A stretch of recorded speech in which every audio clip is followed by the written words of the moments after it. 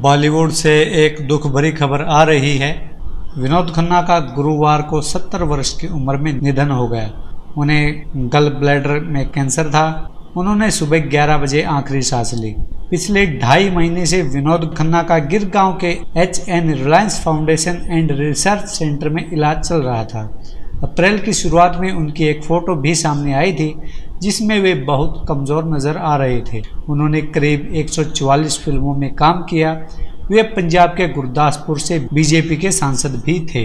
विनोद खन्ना 2015 में शाहरुख काजोल स्टारर दिलवाले के बाद फिल्मों में नज़र नहीं आए।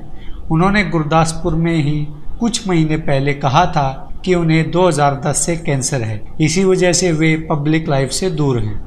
विनोद खन्ना का जन्म 6 अक्टूबर 1946 को पाकिस्तान के पेशावर में हुआ था। बंटवारे के बाद उनका परिवार मुंबई बस गया। पिता टेक्सटाइल में बिजनेसमैन थे, लेकिन विनोद साइंस के स्टूडेंट रहे और पढ़ाई के बाद इंजीनियर करने का सपना देखते थे। पिता चाहते थे कि वे कॉमर्स लें, पढ़ाई के बाद घर के बिजनेस से जुड़ें।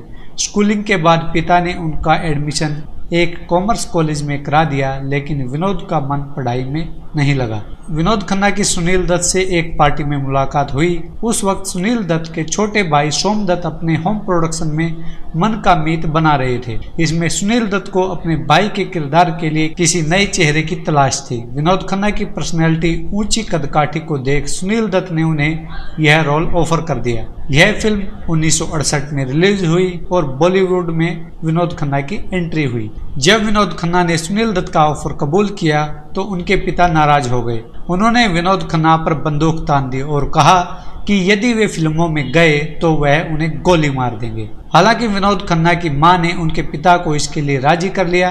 पिता ने कहा अगर विनोद 2 साल तक कुछ नहीं कर पाए तो उन्हें फैमिली बिजनेस से ही ज्वाइन करना होगा।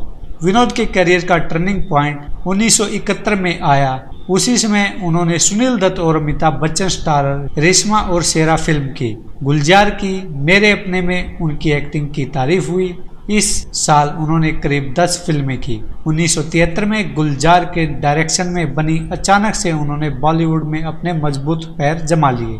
तो दोस्तों, ये था विनोद खन्ना का सफरनामा। बड़े दुख के साथ कहना पड़ रहा है, बॉलीवुड का एक चमकता सितारा अस्त हो गया, लेकिन अपनी चमक ऐसी बिखेरी कि दुनिया देखती रह गई। नमस्कार।